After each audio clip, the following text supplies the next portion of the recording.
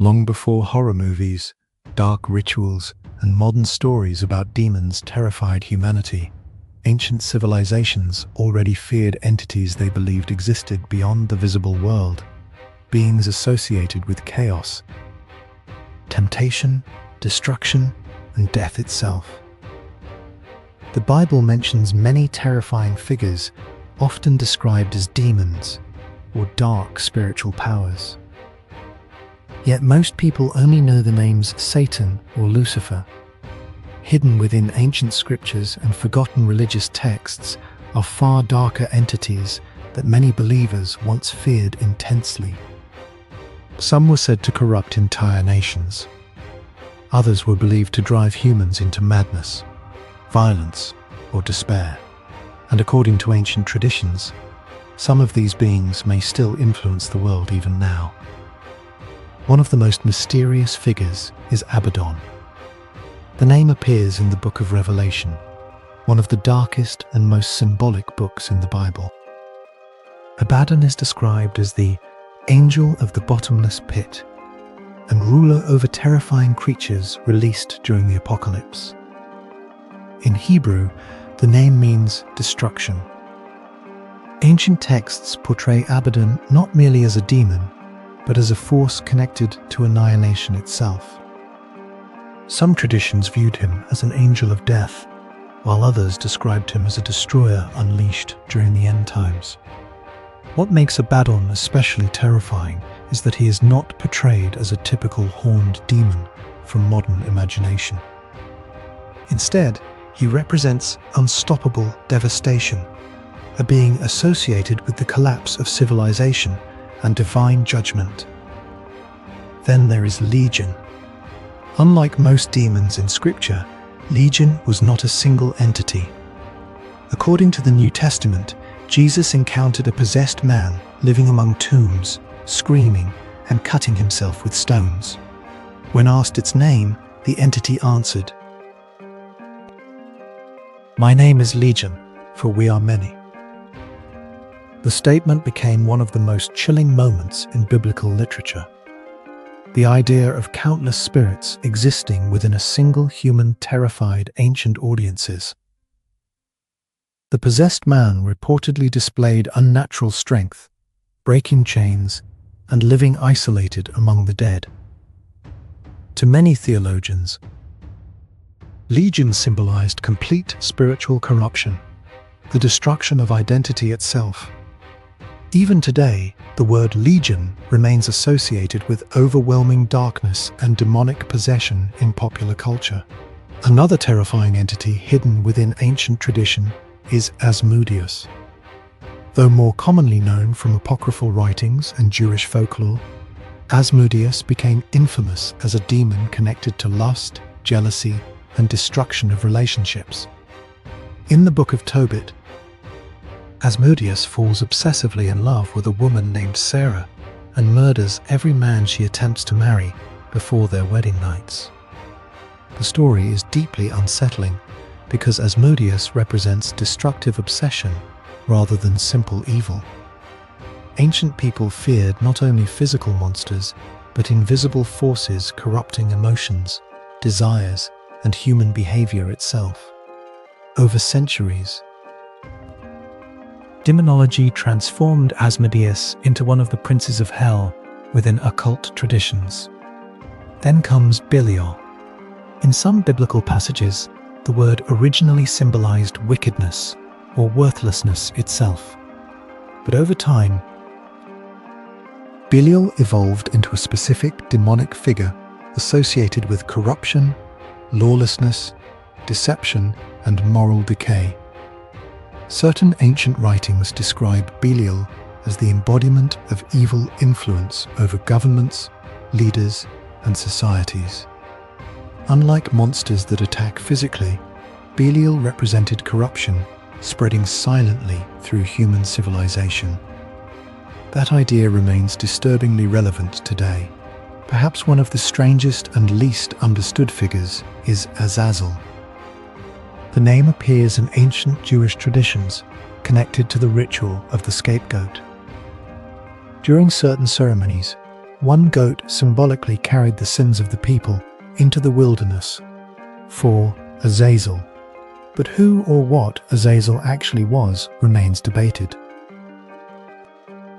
Some scholars believe Azazel referred to a desert demon associated with chaos and impurity.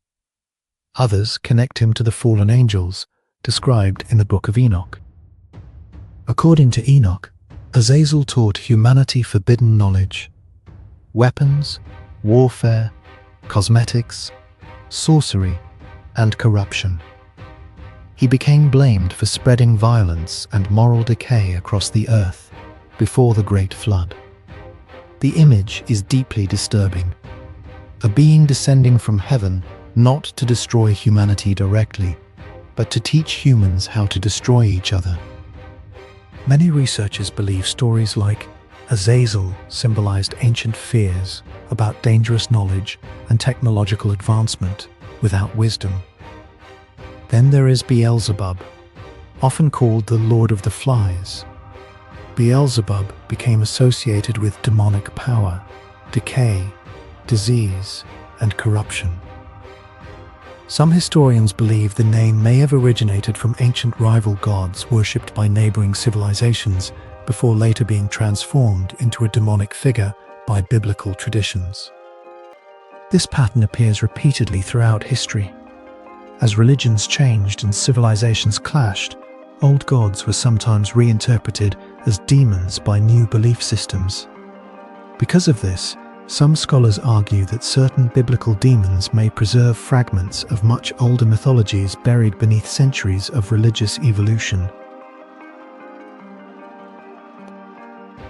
Yet perhaps the most feared figure of all remains Lucifer. Ironically, the Bible itself says surprisingly little about Lucifer compared to later traditions. Over centuries, theologians, writers, and artists expanded the story dramatically until Lucifer became the ultimate symbol of rebellion against God. Descriptions portray him as a radiant angel consumed by pride, leading a rebellion in heaven before being cast down. But what makes Lucifer fascinating is that he became more than a demon. He became a symbol of forbidden ambition, knowledge, rebellion, temptation, and humanity's desire to transcend limits. That is why fallen angel stories remain powerful even today. Because they are not merely about monsters hiding in darkness. They are about corruption entering the human soul. Ancient people did not always view demons as physical creatures lurking under beds or inside haunted houses. Many believed demonic influence worked psychologically and spiritually through temptation. Violence, greed, obsession, hatred, fear, and despair. In that sense, demons represented forces capable of destroying civilizations from within. Some modern scholars interpret biblical demons symbolically rather than literally. They argue these entities reflected humanity's attempts to explain suffering. Mental illness, war, natural disasters, and the darker side of human nature. Others believe the spiritual beings described in Scripture were absolutely real, and throughout history, millions genuinely feared their existence. During the Middle Ages, belief in demonic activity shaped entire societies. Exorcisms, accusations of possession, and fears of spiritual warfare became widespread across Europe and the Middle East. Ancient texts describing demons were studied intensely by theologians and occultists alike. Grimoire and forbidden manuscripts attempted to classify demonic hierarchies, powers, and names. The idea that merely knowing a demon's true name granted power over it became common in mystical traditions. This obsession with hidden names and forbidden knowledge only deepened the mystery. Because across cultures worldwide, humanity repeatedly told stories about dark entities influencing human civilization from the shadows. Whether called demons, fallen angels, evil spirits, or corrupting gods. The pattern appears almost everywhere. And perhaps that is why these stories continue to fascinate modern audiences. Because deep down, humanity still fears the same things ancient people feared thousands of years ago. The fear of losing control. The fear of corruption spreading invisibly through society. The fear that evil may not always appear as a monster, but as temptation. Power, obsession, hatred, and destruction disguised as desire. And maybe that is what makes biblical demons so terrifying even now. Not the horns, not the fire, not the darkness, but the possibility that the greatest evil was never meant to attack humanity from outside, but to slowly grow within humanity itself.